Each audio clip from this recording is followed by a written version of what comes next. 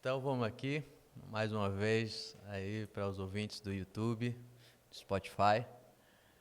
Hoje vou trazer aqui uma convidada que, assim, para mim é uma pessoa realmente muito importante na minha vida, em vários aspectos. E que hoje está aqui, participando aqui do nosso vídeo. Aqui vocês podem acompanhar também no Spotify. E doutora Camila Holanda. Agradeço demais aqui a presença aqui no nosso canal. E é uma satisfação estar falando aqui com você. E espero que a gente tenha aí um bate-papo muito interessante. Eu que agradeço, Auxílio, o convite. Eu fico duplamente emocionada, né, hoje, satisfeita, né? Uma satisfação é para mim. Eu achei muito interessante o convite no sentido, né, que você abordou da transdisciplinaridade entre agronomia e fisioterapia, né? Eu sou fisioterapeuta, então eu acho esse papo muito relevante. Eu acho um foco que não é comum, as pessoas não estão acostumadas a raciocinar dessa forma. Na verdade, eu nunca tinha visto uma abordagem dessa, né? Então, fiquei muito feliz de participar desse tipo de papo, que eu acho importante, que eu acho engrandecedor e que eu acho válido principalmente para as coisas que estão acontecendo atualmente até, né, no esporte, que envolve o gramado, os gramados esportivos, que envolve toda uma equipe da saúde, né, na qual eu me incluo enquanto fisioterapeuta, e que envolve o atleta, né? Então, daí, a transdisciplinaridade da coisa, eu queria agradecer de estar participando desse momento com você. A gente é que agradece. Será que a gente vai encontrar alguma coisa aqui de agronomia e fisioterapia? Fala um pouco aí, Camila, da tua formação, da área que tu atua, Bom, de você. então, vamos lá. Eu sou fisioterapeuta, sou mestre e doutora em fisiologia, né? Então, as minhas pós-graduações, com exceção da especialização, na verdade, eu fiz primeiro mestrado, antes da especialização, depois doutorado, ambos foi em fisiologia, que não é propriamente específico da fisioterapia, apesar que a fisiologia é uma disciplina que abrange toda a área da saúde, mas ela não é foco na fisioterapia, né? Eu fiz em fisiologia mesmo, humana. A fisiologia, ela estuda o funcionamento dos sistemas, do corpo todo, né? E depois do doutorado foi que eu fiz uma especialização em osteopatia. E aí, sim, a osteopatia vamos dizer, hoje em dia, ela acontece na fisioterapia, né? Os osteopatas, eles são fisioterapeutas. Então, com a especialização, realmente foi um aprofundamento na área de fisioterapia. Mas as minhas pós-graduações foram na área de fisiologia. E aí, a fisiologia é uma ciência, né? Uma disciplina que me apaixona, é uma reflexão. Na realidade, eu acho que todo fisioterapeuta, uma opinião minha, e cada vez que eu faço curso, isso é mais forte, né? Eu percebo isso de uma forma mais forte. O fisioterapeuta, para mim, ele tem uma base de 3 raciocínios, né? De 3 disciplinas, que é a anatomia. Anatomia enquanto constituição do corpo, você conhecer as partes do corpo e como ele se junta, né? Como ele forma esse bloco, essa máquina que é o corpo humano. A própria fisiologia, você entende o funcionamento de todos os sistemas, e aí entra sistema cardíaco, respiratório, muscular, enfim. Então, como eles funcionam no corpo, e a biomecânica, né? A biomecânica é uma paixão particular ainda minha, porque na biomecânica é exatamente a mecânica mesmo, como você raciocina numa máquina, num carro, numa bicicleta, né? num aparelho eletrônico, existe a mecânica dos sistemas biológicos. Então, como é o funcionamento daquele sistema em termos mecânicos? E aí entra, sim, as leis da física em cima, né? Só que de uma forma muito mais conceitual, para você entender os movimentos, você entender os mecanismos de lesão, você entender, por exemplo, qual movimento que gera um maior risco de um atleta ter uma fratura ou uma luxação de alguma parte do corpo, né? Então, anatomia, fisiologia e biomecânica, para mim, são as 3 disciplinas mais importantes. E eu tenho a felicidade de conviver com essas áreas, porque eu leciono também, né? Dou aula em algumas instituições particulares aqui de Fortaleza, e justamente nessas áreas, né? De biofísica, que é um pouco da fisiologia, mas raciocinando bem fisicamente, a biomecânica e outras disciplinas, né? Mas particularmente essa área para mim é minha paixão, realmente. Então eu sou da área de traumato-ortopedia, que já é afim, né? Com tudo isso que eu venho falando até agora. A traumatologia, ela trata exatamente das lesões, né? E a ortopedia de alguns, vamos dizer assim, alguns desequilíbrios, alguns distúrbios, alguns, entre aspas, né? Alguns problemas morfológicos que existem no ser humano, né? Por exemplo, as escolioses, por exemplo, um pé torto congênito, só para exemplificar. E a traumatologia na lesão. Então, juntando tudo isso, né, é o que eu mais gosto de fazer, onde eu trabalho, né, no que eu trabalho. E, mais uma vez, eu reitero a importância, né, a grande luz, você, como sempre, muito sacado nas coisas, né, nas ideias, e isso foi um tipo de raciocínio que eu não tinha parado para pensar ainda antes, que tem tudo a ver e que eu acho que é fundamental, né, para todo esse corpo que faz parte do esporte, até de quem gosta de esporte, né? Uma pessoa que não é atleta, mas que gosta do esporte, entender o que tem a ver. E aí eu repito a sua pergunta, será que tem a ver a agronomia com fisioterapia, com gramado, né, com atleta? E é isso que a gente vai conversar aqui hoje.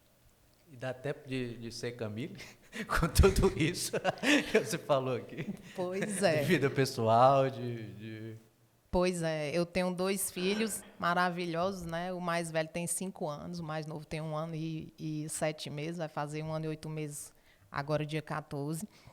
Sou casada, participo de comitê de ética, tenho alguns cargos de gestão também, que eu trabalho, e eu acho que quanto mais coisa você tem para fazer, né, aquele velho ditado, que a gente já sabe na teoria, mas que na prática a gente percebe. Quanto mais você tem coisa para fazer, mais tempo você acha naquilo. E, sendo bem sincero e revelando aqui uma coisa para você, eu já fiz até um curso de gestão de tempo, né? Porque isso é importante. Eu acho que todo profissional gerir o seu tempo não é uma coisa besta, não demanda planejamento, demanda raciocínio. Então, essa pergunta que você fez, né? Muita gente faz, principalmente os alunos da gente, né? Meu Deus, não sei como é que consegue, faz isso, faz aquilo, mas precisa haver um planejamento, sim, precisa haver uma gestão de tempo até para fazer bem feito tudo que você faz, né? Porque é muita coisa e não dá para, senão você faria só um para fazer bem feito, mas tem que fazer tudo mas da eu achei melhor interessante forma. o termo que você usou aí, transdisciplinar, né? Transcende a multidisciplinaridade. Exatamente. Porque quando a gente fala multi, a gente fala de vários, né? Várias disciplinas. Mas quando a gente fala trans, aquilo tem que ser além. E aí entra o próprio atleta, e que não é propriamente da academia, né? De pesquisa, vamos dizer assim, né? Da parte profissional da saúde, e entra o próprio torcedor também, que quer saber, que quer ter conhecimento, né? Entra outros focos de pessoas, de pessoas que podem contribuir com alguma opinião, né, com alguma, enfim. Então, realmente é um assunto que transcende isso, na verdade. Para o pessoal de casa entender o que é que a gente está falando, um gramado esportivo, hoje uma superfície gramada, um gramado de qualidade, né, de excelência, ele passa por diversos testes, parâmetros, que vai colocar ele como de maior qualidade ou em uma qualidade inferior, né? E dentro desses parâmetros de qualidade, existe a parte agronômica, existe a parte de performance, né? Existe a parte de rolagem de bola, são vários testes que são conduzidos né? Isso afeta diretamente na manutenção, nas atividades de manutenção do gramado e na rolagem de bola, no jogo em si, na performance do atleta, né? E faz com que diminua as lesões. Ou não, né? Exatamente, isso pode contribuir positivamente ou negativamente para que, na hora de um jogo, por exemplo, né? Como você bem falou, a preparação do gramado, que aqui a gente está para falar do gramado, mas isso se aplica a qualquer ambiente no esporte, a qualquer ambiente, na verdade, de uso do ser humano, enquanto movimento, enquanto mecânica, enquanto tudo, né? No caso do esporte especificamente, porque o esporte em si, ele já é algo que lhe põe em risco de lesão. O próprio esporte.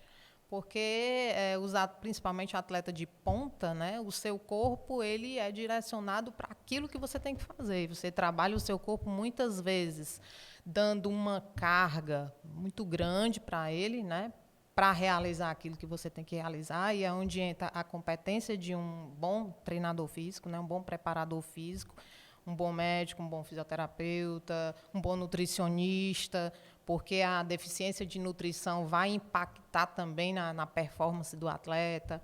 E aí é onde entra o gramado, porque não adianta um excelente atleta estar bem treinado se ele vai pisar numa grama que não esteja apropriada para que ele exerça biomecanicamente corretamente, né, os movimentos, então ele vai ser um risco também de lesão. Então, são vários fatores que têm que estar andando em conjunto, que têm que ser pensados em conjunto para que o atleta, que é o alvo, né, é quem vai usufruir do campo, no caso, do gramado, ele usufrua da melhor forma. E isso não vai evitar uma lesão, mas a probabilidade de se ter lesão, porque nas ciências biológicas, no ser humano, a gente trabalha com probabilidade, né? Não existe corpo mais preparado possível, nenhum que você garanta que aquele indivíduo não vai ter uma lesão. Então, a gente trabalha dessa forma. O seu corpo está muito bem treinado, a probabilidade de ter uma lesão é menor, ou no caso de não tão bem treinada, a probabilidade é maior. Isso entra o gramado, né, no caso, o ambiente esportivo, isso entra todo um conjunto de pessoas que trabalham para aquele jogo, no caso, né? Recentemente a gente está vendo aí a Copa do Mundo feminina. Está acontecendo agora na Austrália e na Nova Zelândia. E teve vários casos de atletas femininos, foram até cortados da Copa agora, está acontecendo agora. A gente tem em torno de 10 atletas aí, atletas de ponta, de várias seleções, né, que foram cortadas por problema de lesão de LCA, certo? E atletas femininos, né? Tem alguma coisa a ver com a anatomia feminina, esse tipo de lesão? É comum encontrar em atletas femininos? Só para contextualizar aqui para as pessoas que não são muito da área, né? A gente ouve falar de LCA, mas LCA significa ligamento cruzado anterior porque a gente tem outro ligamento cruzado que é o posterior, né? Ele fica no joelho. Então, a perna, o membro inferior, ele é composto do osso da coxa, que é o fêmur, e tem mais 2 ossos na perna, que é a tíbia e a fíbula. Só que a tíbia é o osso que realmente se articula com o fêmur, né? Que tem contato direto. Então, esses ossos, eles não são grudados, né? Eles têm um espaço que não é muito grande, mas tem um espaço justamente para a mecânica acontecer com o menor atrito possível. E aí entram outras partes do joelho, como os meniscos e outros que diminuem o risco de atrito. Os ligamentos, eles são um material estabilizador. Então, o ligamento cruzado anterior, especificamente, né, que é isso que a gente está falando, é um ligamento que vai do fêmur para a tíbia, então ele vem de um côndilo femoral para a região anterior da tíbia, e ele impede que a tíbia vá para frente. Aí ele amarra a tíbia no local próprio dela, que é bem embaixo do fêmur, né? Então, a perna de uma pessoa, ela tem que ter uma congruência articular, que a gente fala. O que, que é isso? São os ossos no seu devido local, para que a mecânica, né, o movimento, a biomecânica aconteça da melhor forma possível. É como se você tem uma engrenagem em qualquer máquina, e se essa engrenagem ela não tiver congruência, se alguma coisa estiver fora do lugar, aquilo no mínimo vai travar ou não vai acontecer de uma forma perfeita e vai desgastar aquela máquina, né? No caso do joelho acontece a mesma coisa. Então o LCA ele impede que a tíbia vá para frente. Ele estabiliza a tíbia embaixo do fêmur.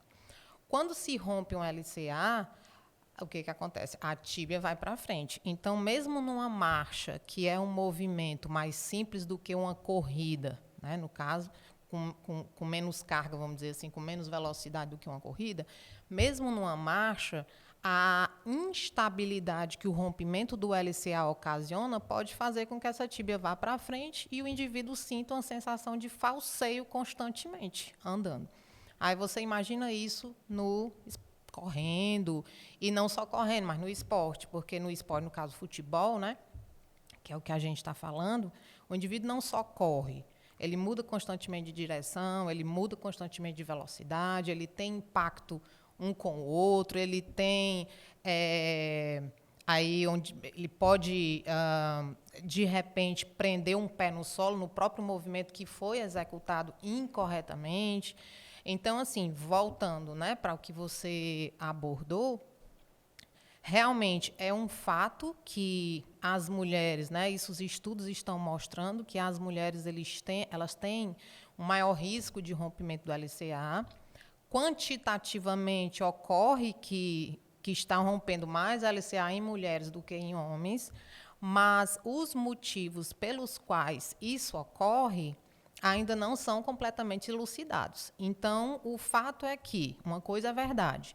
Realmente a anatomia é bem diferente, né, de mulher para homem.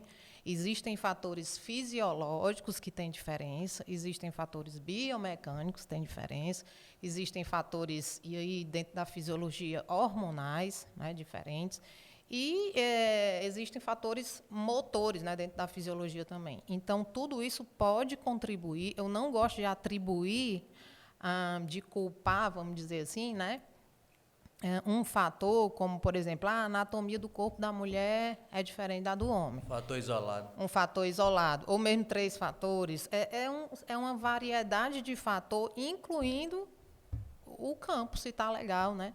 Incluindo o investimento naquele time, incluindo o tanto de profissional, o número de profissionais que acompanham aquele atleta, incluindo se o atleta ele tem um bom acompanhamento psicológico, porque a gente sabe que fatores psicológicos impactam diretamente na performance, né, se o atleta joga bem ou não. Então, vamos lá, anatomia do corpo da mulher, né? Se a gente quer entender por que a anatomia predispõe a um risco de rompimento do LCA. Geralmente, isso a gente não pode dizer que sempre, porque a gente tem que colocar um parâmetro de comparação meio que igualitário, né, em altura, enfim, né, em peso. Você for comparar proporcionalmente um homem com uma mulher, o quadril da mulher é mais largo, né? Então, isso em todo mundo, seja homem, seja mulher, o fêmur ele não desce reto, ele não é um osso que desce assim. Ele tem uma cabeça e um colo que separa a diáfise, que a gente chama que é a parte longa do fêmur, né? Ele tem uma cabeça e um colo que separa a diáfise do acetábulo, que é, vamos dizer assim, que é onde encaixa a cabeça do fêmur, no quadril. Então, no que ele separa, a diáfise femoral, ela não desce reta. Ela tem uma pequena inclinação para dentro. Isso em todo mundo, né? Isso é fisiológico. No caso da mulher, e no caso, quanto mais largo é um quadril, mais inclinado desce esse fêmur, né? Para que as massas se ajustem do jeito que é para ajustar. Então, a gente chama no quadril, fisiologicamente, de varo, né? O ângulo que existe, E no joelho a gente chama de valgo, né? Existe um valgo fisiológico porque ele não é reto.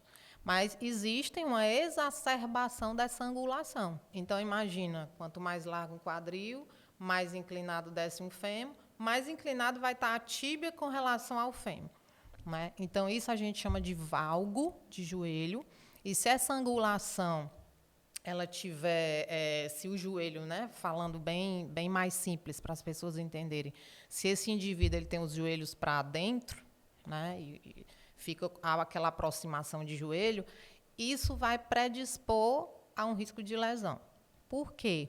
Porque você já coloca o LCA numa certa tensão, né? Na verdade, outros ligamentos também, mas é o que a gente está falando de LCA. E isso na anatomia, falando de anatomia, né? A gente pode citar também fatores endócrinos que colocam o estrogênio, né? O estrógeno, que é um hormônio feminino, como contribuinte, vamos dizer assim, a gente sabe que existem receptores de estrógeno no ligamento cruzado anterior, não se sabe exatamente que mecanismo existe, né? De o que tudo que o estrógeno faz com relação a isso, mas sabe-se que ele é um hormônio que causa uma maior flexibilidade, né? Como se afrouxasse um pouco mais, como se o joelho perdesse um pouco, e a gente não está falando de um grau muito grande, mas entenda que todas essas variáveis juntas, elas vão gerar um maior risco, né? Então, o joelho perde mais ainda a estabilidade, né? Com relação a controle neuromuscular, né? Tiveram estudos já que mostraram que mulheres, quando elas dão um salto, elas voltam no solo, né? Que você pula e depois encosta novamente o pé no chão, elas voltam no solo fazendo um valgo dinâmico. Então, é como se elas pulassem e, na hora que voltasse, o joelho fosse para dentro. Isso é um fator também contribuinte, né? Isso é controle neuromuscular. Até é um fator importante para que isso seja um foco de treinamento na atleta, né? A forma que ela pula, a forma que ela desce no solo, a forma que ela corre, a forma que ela dribla, ela ou ele, eu estou falando, né? Mudança de direção, porque qual é o mecanismo de lesão do LCA? O LCA ele pode romper por causa de um trauma, né? Isso daí sim, mas na grande maioria das vezes, a maior parte das lesões do LCA ocorrem com o pé fixo no solo, e aí o atleta ele faz uma rotação de fêmur sobre a tíbia. Então, a tíbia, vamos dizer, fica fixa por causa do pé no solo, do pé fixo, a tíbia fica fixa e o fêmur ele faz uma rotação para dentro. No caso, a gente chama rotação externa de joelho, porque a gente avalia pela tíbia, né? O fêmur faz isso, a tíbia no lado oposto. Então, essa rotação é o principal mecanismo de lesão. Isso pode acontecer com o atleta sozinho. Não necessariamente é o atleta impactando no outro. Pode acontecer vindo um adversário e o atleta querendo sair, né, do adversário, tomar uma bola, ou então ele está com a bola e quer sair daquela marcação. Então, no que ele sai, o pé fica fixo, acontece isso, muitas vezes lesiona. E o fato da musculatura do atleta ela ser bem trabalhada, né, porque tem que ser, o atleta ele tem um foco de treinamento muscular muito grande, tem que ser, porque as articulações do atleta têm que ser estáveis, né, o máximo possível, assim, o melhor possível, vamos dizer. É claro que tem que existir uma certa flexibilidade, mas isso não configura instabilidade, né? A articulação ela tem que ser estável. Para quê? Para suportar essas forças, né? E aí é onde entra a biomecânica, que estuda força, que estuda as leis de Newton na máquina que é o corpo, né?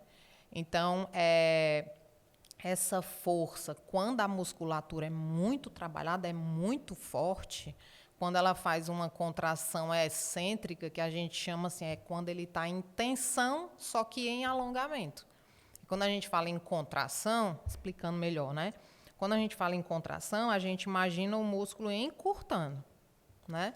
Você dobra o seu cotovelo, a musculatura do seu braço ela encurta. O músculo ele vai né? Encurtando. Na contração excêntrica, esse músculo continua tensionado. No entanto, ele está alongando, ele está distanciando a origem e inserção. Então, por exemplo, o quadríceps de um atleta desse, que é a musculatura que fica na frente da coxa, né? É muito trabalhado. Então, na hora que ele coloca um quadríceps numa contração excêntrica, ele está tensionado, mas está em alongamento, a tendência dele é que ele realize uma tração enorme, né? Isso aconteceu na lesão do Ronaldinho, que aí já foi, na época chamava tendão patelar, né? A gente chama Ronaldo Fenômeno. A gente chama ligamento patelar também, né? Mas acho que isso é pouco importante para o que acontece em si. A parte que fica entre a patela e a tíbia, né? Embaixo da patela tem também um cordão, vamos dizer assim, é um tendão que sustenta ali. O que aconteceu com o Ronaldinho foi um rompimento desse tendão patelar. Por conta também, né? E aí, mais uma vez eu falo, eu não gosto de atribuir a um motivo, são vários motivos, mas um deles foi a contração vigorosa que deve ter existido excêntrica do quadríceps com um pé fixo no solo, que também é o pé fixo no solo é um dos culpados para o rompimento também do tendão patelar, assim como do LCA. Eu estou achando interessante tu falar isso aí, estou escutando assim, porque eu estou visualizando os testes que a gente faz no campo, por exemplo, para a liberação de um jogo, ou então dos testes que são realizados para a nossa manutenção, né? Absorção de impacto, rotação, resistência à rotação, né? Então, a gente faz esses testes, por exemplo, para ver o quanto que a grama resiste a uma rotação. Então, se ela tiver muito livre, né? Se não tiver com tanta força de resistência, se a resistência não tiver grande, o jogador vai escorregar, né? Ele não vai conseguir, talvez, realizar um movimento. Como também, se tiver muita resistente a essa rotação, pode acontecer um problema de lesão do LCA, por exemplo. E está muito relacionado com os testes que a gente faz: umidade, compactação do solo, resistência à rotação, né? Absorção de impacto. A gente faz todas essas medições. Isso eu estou falando de um campo, de um gramado de excelência, né? Onde a gente está falando desses parâmetros de qualidade, né? E aí ainda vem a parte agronômica, né? De fertilização, de corte, de irrigação, né? Manutenção do tamanho da grama, né? Da flexibilidade da grama, da areia, no caso, né? Do solo. E se uniformidade de deformação do solo, né? Então, o gramado, basicamente, ele é feito de um gramado de qualidade, né? Desde a sua construção. A escolha da granulometria da areia é importante, né? Porque se um gramado não tiver firme também, aquilo vai causar uma deformação quando o jogador pisar. Ao mesmo tempo que tiver muito compactado, aquilo vai trazer um choque, né? De absorção no tornozelo, no joelho. E para você ver, né, é outro raciocínio que parece lógico, mas que nem todo mundo tem, que é o ambiente que se joga. Tem gente que não, ainda não parou para pensar de que, na prática, você vê que jogar na praia é completamente diferente de jogar numa grama e é completamente diferente de jogar numa quadra, por exemplo, né? Mas por que é diferente, né? O jogador, por exemplo, ele sente isso na pele, no sentido de facilidade de correr ou não, no sentido de exatamente de impacto no solo ou não, porque, por exemplo, né? Levando aqui para a biomecânica e leis de Newton, né? Existe uma lei de Newton, que é a terceira, que se chama lei da ação e reação. E aí, o que isso tem a ver com a fisioterapia, né? O que isso tem a ver com o movimento?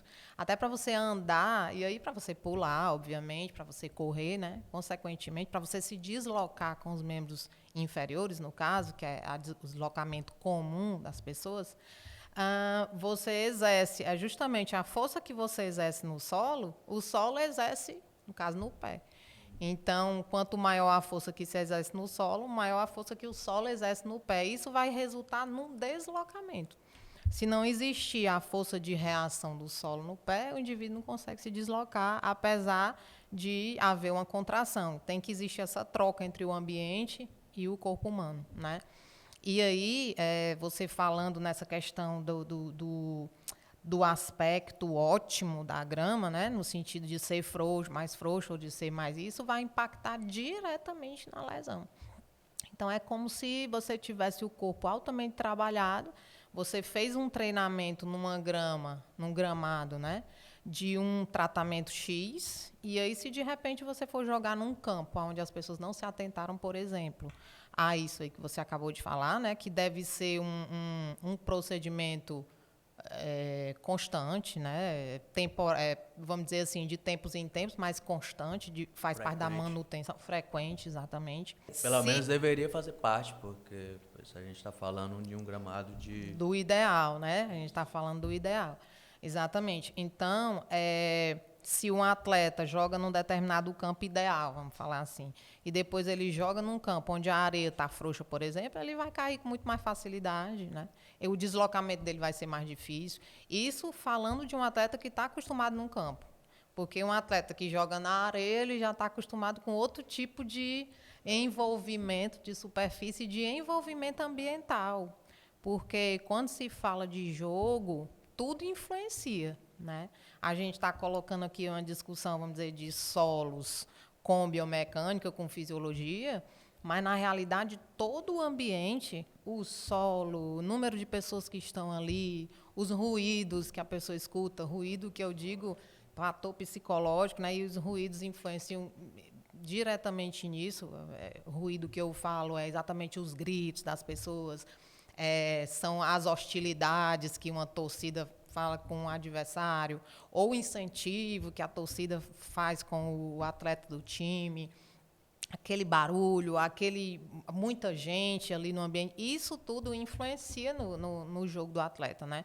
A gente vê muito times ótimos, times bons, bem treinados, que é por isso que a gente fala que jogo é jogo, né? Vai jogar e perde bestamente, ninguém entende. E aí, mais uma vez, não vamos atribuir só a isso, mas isso é um fator enorme. Eu, pelo menos, você deve ter também, eu, pelo menos, tenho vários exemplos na minha vida onde eu estava altamente preparada para uma situação, né? Os alunos podem até dizer, se tiver algum aluno assistindo aí, eles podem até falar.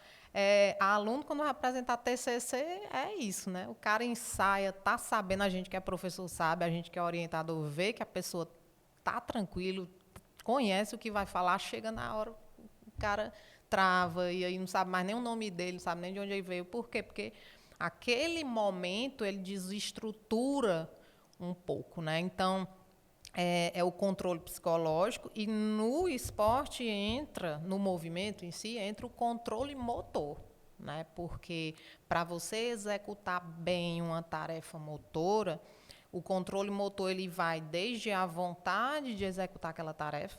Eu quero, por exemplo, me levantar daqui e pegar um copo com água bem ali para mim, né? Eu executar essa tarefa de me levantar e pegar uma água, entra desde eu querer fazer isso, eu planejar, e o planejamento vai desde que eu vou me levantar, eu vou por aqui. Não, aqui não me cabe, eu tenho que ir por aqui. Isso, o sistema nervoso, ele processa. Infração, né, daquilo que para você não teve tempo, como se fosse automático. Mas para o sistema nervoso existe um tempo de processamento e de filtração de coisas. Tipo assim, se eu parar agora para pensar, fui falar com você, eu estou ouvindo aqui o ruído do ar-condicionado. Mas eu só estou ouvindo porque deixou eu escutar aqui o ruído do ar-condicionado. Então, o sistema nervoso, esse ruído do ar-condicionado não vai fazer parte do que eu preciso agora. Então, eu vou filtrar aqui. Ela não vai, esse barulho não vai influenciar. No esporte, você também pode ter esse treinamento. Tipo assim, a gente às vezes fala de atletas de sangue frio, atletas de sangue quente, né? Fala-se que os latinos, os brasileiros são atletas de sangue quente também, não só pelo clima, mas são altamente influenciáveis por essas coisas, né? Isso as pessoas dizem, né? Que, por exemplo, os europeus, os atletas de clima frio, eles são mais controlados, eles se deixam influenciar menos. Ah, se isso é verdade ou não, aí lá vai para aquela questão, né? Mas, independente disso, realmente existe um treinamento também psicológico para tudo, né? Nessas tarefas, nessa situação de jogo, né? E você falando dessa questão da grama, eu fico muito satisfeita de ouvir isso, porque tudo que você falou, que vocês verificam na grama, são fatores que justamente vão ser risco ou não vão ser risco. Então, aumentar a probabilidade de acontecer aumentar ou não a probabilidade. assim, exatamente. Uma grama em condições ideais não é que não vai acontecer a lesão, né? Exatamente. Mas diminui o risco de, por exemplo, de umas... Exatamente. Isso mesmo. O esporte é uma coisa muito específica, né? Na realidade, tudo que vai se trabalhar, por exemplo, falando da minha parte que é fisioterapia, né? Na parte da saúde, as especificidades são várias, né?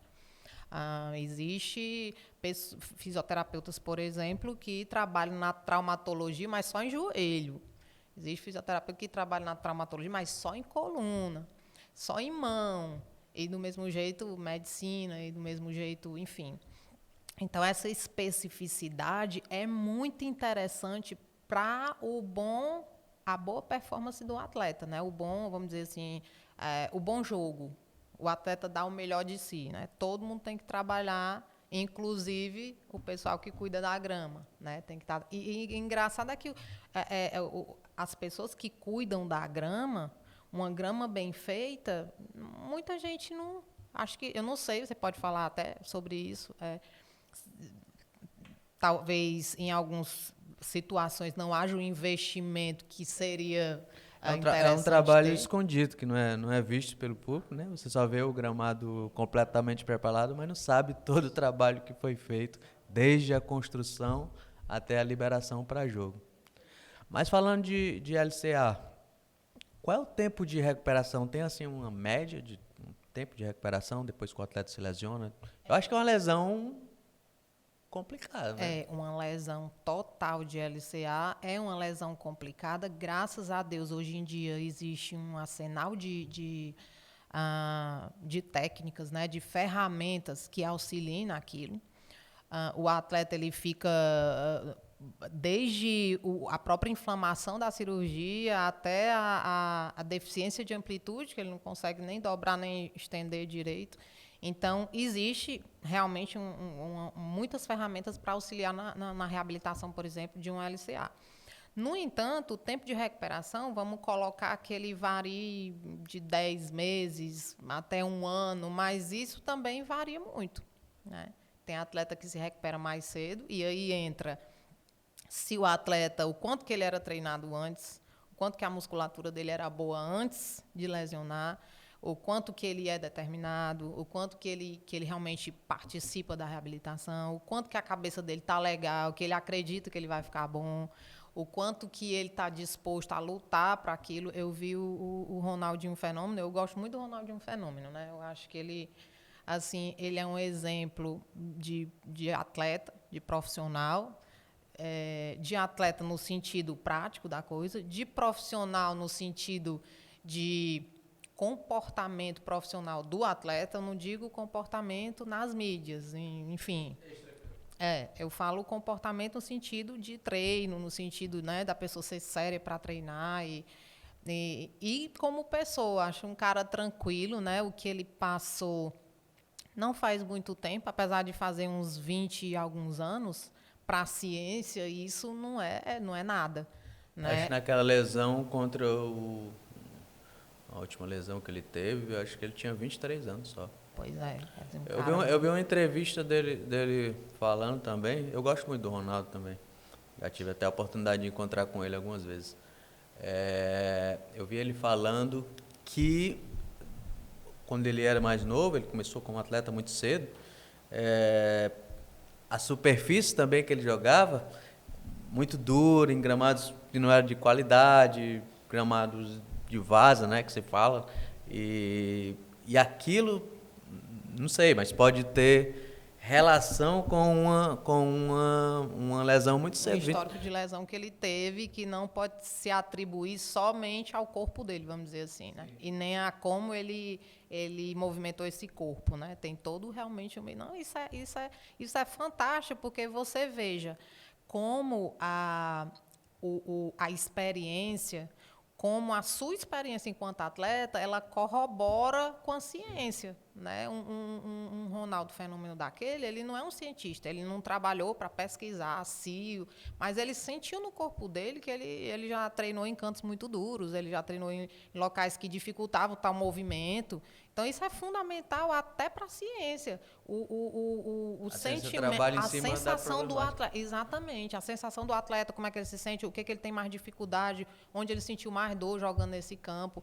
Então, o que eu ia falar do Ronaldo Fenômeno, né, que eu acho, assim, eu admiro demais, eu o admiro demais em vários aspectos, ele contando da questão da reabilitação dele na época do rompimento do tendão patelar, né, ele teve um rompimento total do tendão patelar, a patela dele sacou assim para o lado, né? Um cara muito novo, menos de 25 anos de idade. E aí ele contando que o primeiro médico colocaram para ele ir num médico muito famoso, né? Eu acho que era dos Estados Unidos na época, segundo ele, né? Que ele estava contando.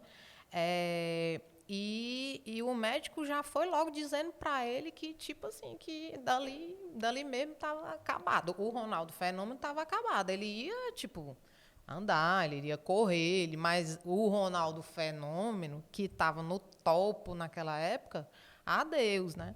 Então, você imagina um cara de 23 anos recebendo uma notícia dessa de um dos melhores médicos considerados, pelo menos, na época, que levaram para um dos melhores médicos da região, né? Dos Estados Unidos, no caso, que, enfim. E aí...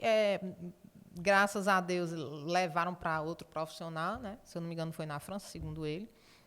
E aí esse médico foi um pouco mais otimista, no entanto, ele entendeu que o trabalho dele estava começando agora. E aí, voltando aqui para a reabilitação, que eu tinha começado a falar, ele fala, né, que ele mesmo era o responsável por flexionar o joelho. Então, tipo, os fisioterapeutas não ficavam forçando o joelho dele. Ele mesmo puxava uma roldana, né, para flexionar o joelho. Ele disse que nunca sentiu tanta dor na vida dele. Mas isso é importante também. Isso faz essa, vamos dizer assim, essa proatividade do próprio atleta na reabilitação, eu acho super importante. É você dizer assim, eu é que quero, o corpo é meu, eu é que sou atleta, eu é que quero ficar bom, então eu vou fazer tudo para isso. Eu vou fazer tudo para ficar bom. Então, o cara passava dor, ele ia todo dia. Ele tinha uma equipe fantástica, até hoje ele fala no fisioterapeuta dele, né, no filé, né, como ele chama. Ele é muito grato, né? Ainda foi campeão mundial depois, mas aí imagina o quanto que a cabeça do cara estava focada em, rapaz, eu vou voltar. E ele voltou fazendo gol, ele não voltou só jogando. Se eu não me engano, foi até artilheiro. Ele voltou fazendo gol. Foi decisivo na final, né? E ele passou por muita coisa que a gente não sabia antes. Tem até um documentário sobre os bastidores da Copa, naquela época eu assisti, muito legal, por sinal, que mostra muita coisa que não se fala muito, né? Sabe-se que o Ronaldo sofreu uma convulsão ali próximo ao jogo, mas atribuía-se essa convulsão a vários... ele estava com problema neurológico, aí ele estava com isso, estava com aquilo, estava com... enfim, com tal alteração, mas, na realidade, a pressão em cima dele era tão grande, né, que ele mesmo fala hoje. Eles não tinham um acompanhamento psicológico como hoje deve se ter, né? Eles não tinham um treinamento específico como hoje deve se ter, e por mais simples, por mais óbvio que pareça, não é óbvio para muita gente, na verdade, não é conhecido para muita gente, né? Porque a reabilitação completa sabe-se que deve ser tanto no ambiente daquele esporte, quanto no ambiente, leia-se solo, leia-se barulho, leia-se pessoas, leia-se tempo de jogo, leia-se tudo, né? Não é só... Porque antigamente, e bem antigamente, né, o atleta ele era reabilitado dentro de uma clínica, com máquinas altamente avançadas, né, que iriam proporcionar ganho de amplitude, proporcionar ganho de força, mas ele não saía para jogar mesmo num campo. Botar o atleta em cima de um bozu, por exemplo, em cima de uma bolsa de ar que vai causar instabilidade para treinar a propriocepção. Propriocepção é a sensação de posição, que a articulação precisa ser, vamos dizer, o corpo precisa se reeducar quanto à sensação de posição. Porque, por exemplo, nem toda vez que você pisa em falso, você torce o pé.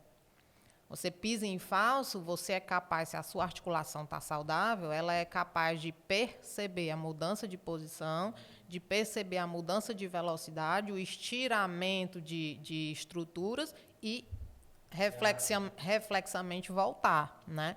Então, isso perde-se numa lesão. A propriocepção é perdida. Então, qualquer instabilidade pode fazer você lesionar de novo, porque a sua articulação não está preparada para essa percepção, né? Então, o treino de propriocepção feito dentro de uma clínica é completamente diferente de você botar aquele cara para correr, aquele cara para traçar. E não é traçar só ele, é traçar com pessoas também, jogando, né? Então, isso já é feito hoje, um pensamento que as pessoas ainda não têm, mas que é crucial, né? E o próprio Ronaldo falava que, por exemplo, ele diz, eu vi falando uma vez, dizendo, rapaz, me botavam para correr com o Cafu. O Cafu era uma função lateral direita, né? Uma função completamente diferente da do Ronaldo, um cara que passa o jogo todo correndo de lá para cá, e o Ronaldo mais de explosão, né? Mais daquele tiro para pegar a bola, para resolver. Mas botava o Ronaldo para treinar a corrida com o Cafu. Então, isso hoje é muito claro, que a especificidade é determinante numa reabilitação, num treinamento, numa performance, né? Mas eu perguntei pela recuperação, para puxar um pouco a sardinha para o meu lado aqui também, porque, olha só, você investe no atleta, um atleta caro, né? Um jogador profissional, e muitas vezes você deixa o campo, a manutenção de lado. Você está entendendo? Então você está pagando caro por um atleta para entregar a ele um ambiente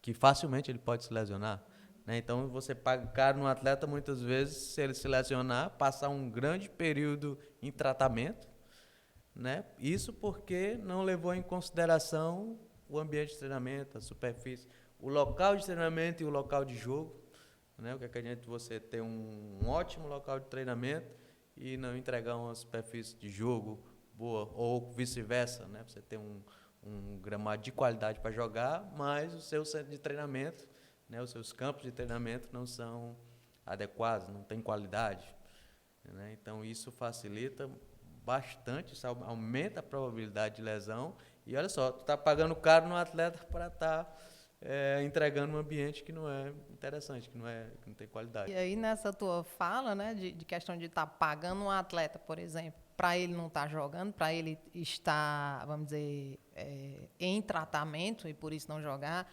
também é uma coisa que dentro do esporte é muito grande, muito sério, porque imagina a pressão para todo lado que o atleta sofre pressão por parte dele mesmo, né, que ele quer jogar, por parte dele mesmo, porque ele pensa exatamente, rapaz, estão me pagando, eu posso perder o patrocínio não sei das quantas. A torcida ali. Meu salário é não sei o quê, a torcida está esperando por mim, eu vou jogar no meu país, aquela coisa toda, eu tenho que ser campeão do mundo, querendo ou não.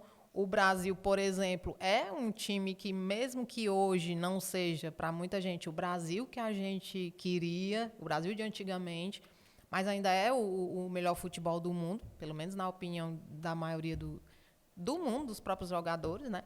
Então, imagina o tanto de pressão. É do atleta em si e do atleta em cima dos profissionais da saúde. Então, por exemplo, se ele tinha 10 meses, 9 meses, 1 ano para fazer uma reabilitação completa, ele quer, antes disso, voltar a jogar. E aí o pessoal da saúde fica naquela situação. E muitas vezes o atleta, por um motivo ou outro, né, que aí a gente não vai entrar nesse mérito, mas por um motivo ou outro ele volta antes de estar na hora, e aí a probabilidade de lesionar é maior realmente, e são 2 trabalhos. O dele voltar antes de lesionar de novo e ter que sair de novo. Então, dentro do esporte, isso é muito forte, né? Essa pressão. E a pressão dos patrocinadores em cima de todo mundo. Em cima do atleta, em cima dos profissionais da saúde. É a mídia que é um fator de pressão também. Saindo no jornal, saindo na TV. E aí, tu vai jogar? E aí, você tá fora? E aí, não sei o quê. Tudo isso é muito grande no esporte, né? Muito determinante. Isso pode acabar com, vamos dizer assim, com o controle emocional de uma pessoa. Né? Isso pode dificultar muito a pessoa estar tranquila para fazer qualquer tipo de jogo, mesmo estando com um joelho, por exemplo, com a saúde mecânica legal, mas a saúde psicológica é complicado. Existem vários trabalhos científicos comparando a superfície gramado natural com o gramado sintético. Hoje no mercado também a gente tem o híbrido, né, que é uma porcentagem pequena de gramado sintético com gramado natural. Tu consegue ver alguma relação de lesão com essas 2 superfícies, entre gramado natural e sintético e lesão? Eu não entendo de gramado, né? Mas Só dando mais um pouco Sim. mais de informação. Em 2015, aconteceu no Canadá a Copa do Mundo Feminina, que também foi realizado em gramado sintético. E vários jogadores reclamaram e não queriam jogar, e achou que estava sendo até diminuído porque estavam entregando um gramado sintético para elas jogarem. Tu consegue ver alguma relação entre lesão, gramado sintético, gramado natural? Apesar de eu não entender do gramado em si, eu acho que você é fundamental para esclarecer isso para quem está ouvindo, né, esse nosso papo. Só o fato de ser diferente, e aí não falando se um é melhor ou se é pior, mas são diferentes, isso é um fato, né? O atleta que for acostumado a treinar, por exemplo, num gramado natural, ele vai sentir se ele for jogar num gramado artificial, né, no caso, e vice-versa. Então, eu já vi, inclusive, estudos que não viram diferença em termos em dados que eu falo, não viram, esse é melhor, esse é pior, e nem viram diferença em alguns times, em alguns atletas. Viram diferença em determinados atletas, no entanto, em atletas que já treinavam, justamente isso que eu estou falando, né? Já acho que entrava o Canadá, por exemplo, que era um time que era acostumado a treinar naquele gramado, eles jogavam tranquilamente ali numa grama artificial, né? E já vi relatos, né, em artigo científico também, algumas pesquisas, que atletas que não jogam, não são acostumados a jogar em gramado artificial, quando vão jogar, sai todo doído. Né? Sai com dor horrível na coluna, dor horrível nos joelhos, nas articulações, em todo canto. Mas isso como é que se diz? Com o conhecimento que a gente tem acerca do ambiente do esporte, isso é mais do que esperado, né? Não para classificar qual é o melhor, mas o ambiente de cada atleta. Você botar... E o ambiente inclui tudo, inclui solo, inclui clima, a gente sabe, e isso daí já é antigo, esse conhecimento de que um atleta que é acostumado a jogar em países, por exemplo, a nível do mar, vai jogar num país de alta altitude, é completamente diferente. Isso impacta diretamente. Eles têm que fazer uma... Tem até jogos onde o pessoal até brinca, falam que é o fantasma do futebol, porque ali você jogar ali, quem é de país de nível do mar, sente um impacto terrível. Então, tem que ter um treinamento para aquilo, né? Uma adequação, que eu quero dizer. Afetar diretamente na respiração e em todo Exatamente, o processo aí fisiológico. Afetou na respiração, aí pronto, né? E aí na performance afeta tudo.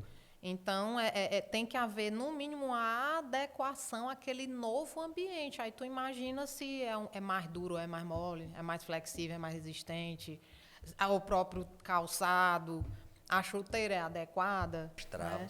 As travas, né? E aí onde entra o que você falou com relação a medidas, eu queria até saber mesmo de você essa questão das diferenças do gramado artificial para o gramado natural, né? Porque eu imagino que tenha bastante diferença, mas assim, a forma de medida é a mesma, os parâmetros são os mesmos a serem atingidos, os dados, né, que vocês usam para adequar a grama natural são os mesmos do artificial? Eu, como agrônomo, vou sempre defender o gramado natural.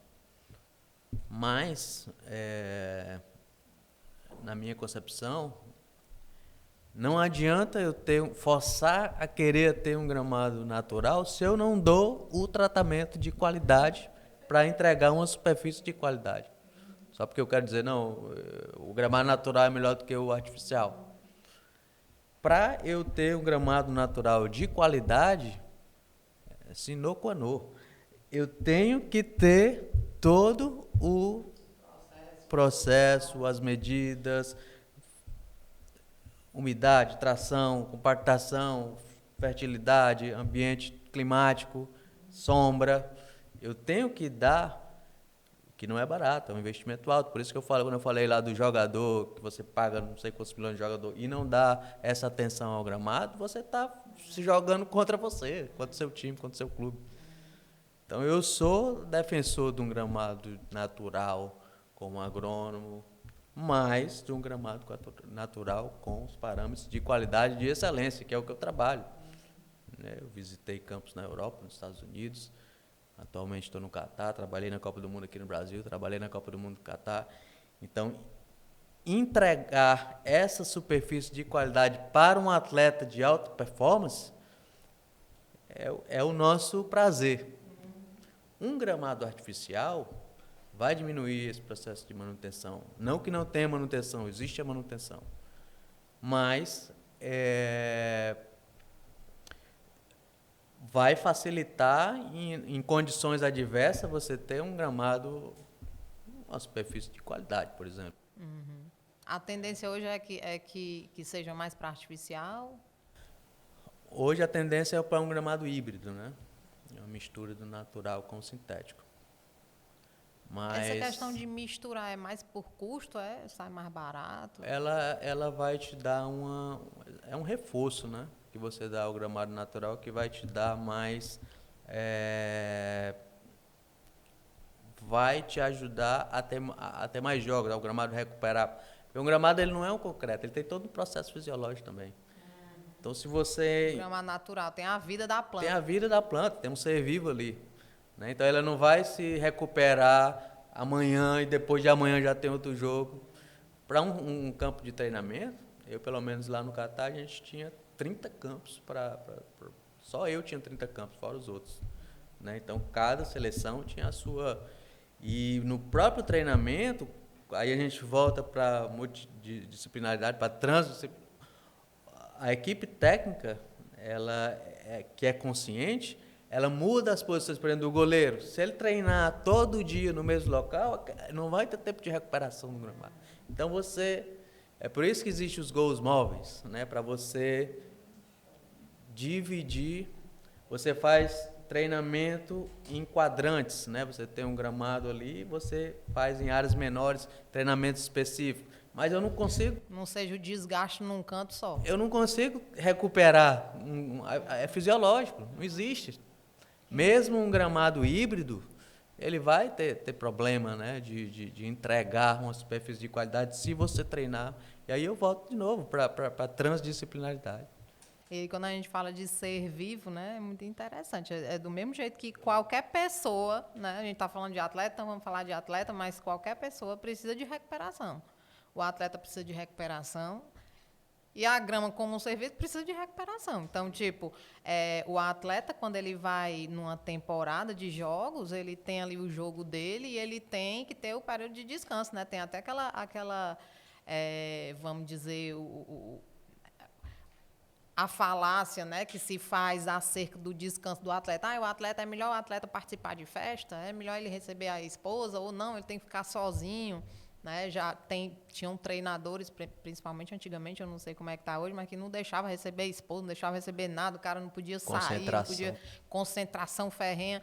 Mas já há responsáveis que o de diga. equipe, mas já há responsáveis de equipe que falam, e atletas também que falam que é muito melhor você, muitas vezes, né? Claro que você, que não vamos de uma ponta a outra, você ir para uma festa e, vamos dizer, chegar morto de cansado, madrugar e ter feito coisas que vão lhe desgastar bastante, mas você, vamos dizer assim, a gente chama desopilar, né? Se descontrair antes do jogo, seja ele num momento com os colegas, num momento com todo mundo, conversando, né? Num momento com seus familiares, isso daí já há quem seja a favor disso, né? Porque isso tranquiliza a cabeça, desfoca um pouco, tira o pensamento da pessoa só naquela pressão, né?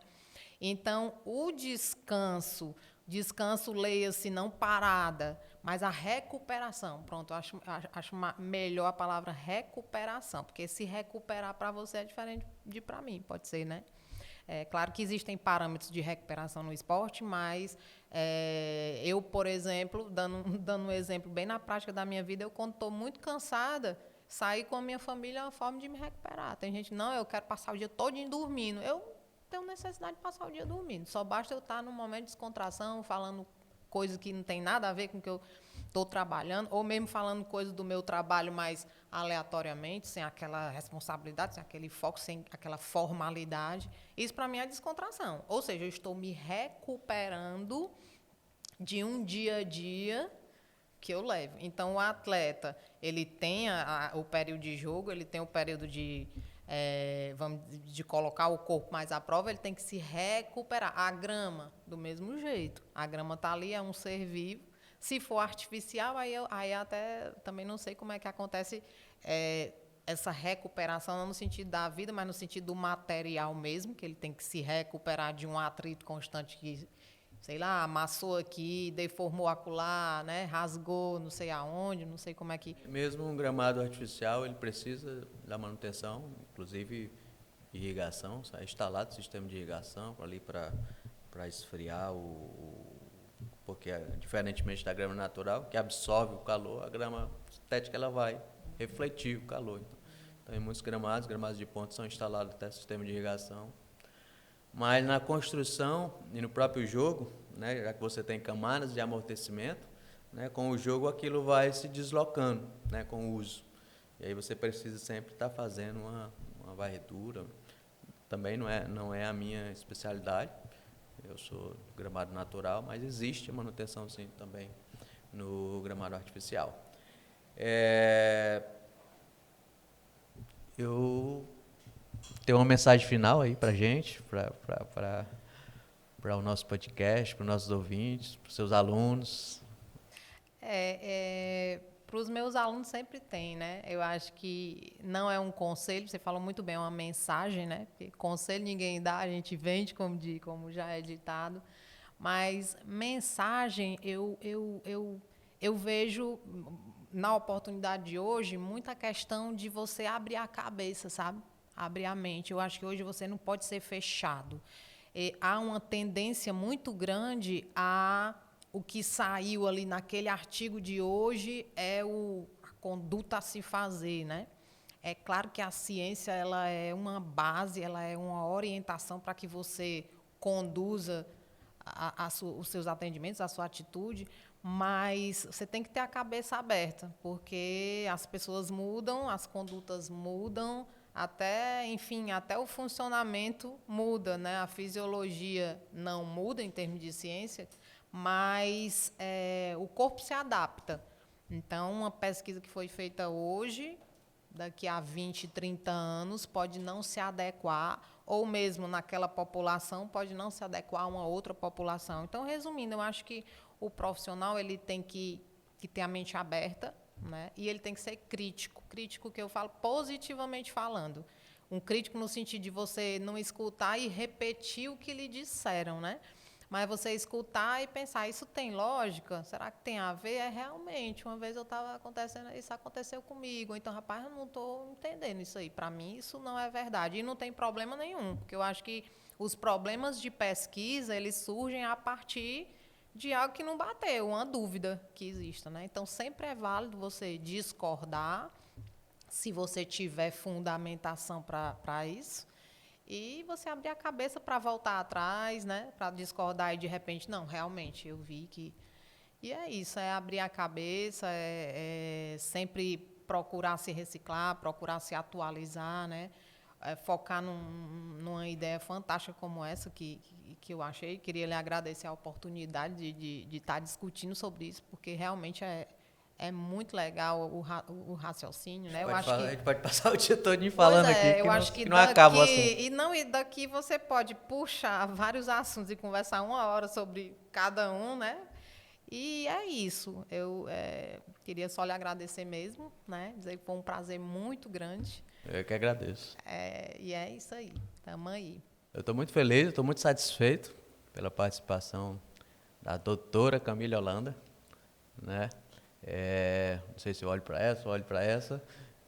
Gostaria de agradecer mais uma vez, né, a sua participação aqui no nosso canal. Mas eu perguntei para a gente olhar junto. Eu não sei se vocês sabem, mas a doutora Camille Holanda é minha irmã. A ver se parece, né?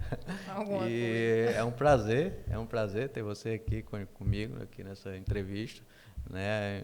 A gente é irmão, está sempre em contato, mas a gente mora em países diferentes, a distância é longa, né? E é um prazer te receber aqui, né? Mostrar toda a tua experiência, toda a tua qualificação, né? O seu compromisso com a sua profissão, com a sua dedicação, né? Que você tem com seus alunos, com suas aulas, com tudo. E agradeço, realmente, como eu falei desde o início aqui, é um prazer, né, trazer aqui, estar discutindo aqui com você. É um assunto que realmente a gente pode passar o dia todo aqui falando que não vai se acabar. Nos nossos cafés, nas nossas coisas, a gente está sempre discutindo alguma coisa desse sentido. E agradeço demais a participação. Deixa eu só, antes que você finalize, já que você revelou essa de ser sua irmã, eu queria deixar também eu não posso deixar de falar isso, né? Para mim é uma satisfação múltipla, porque só em estar com meu irmão aqui já é uma alegria muito grande, né? Uma emoção muito grande estar fazendo parte de um momento profissional com ele.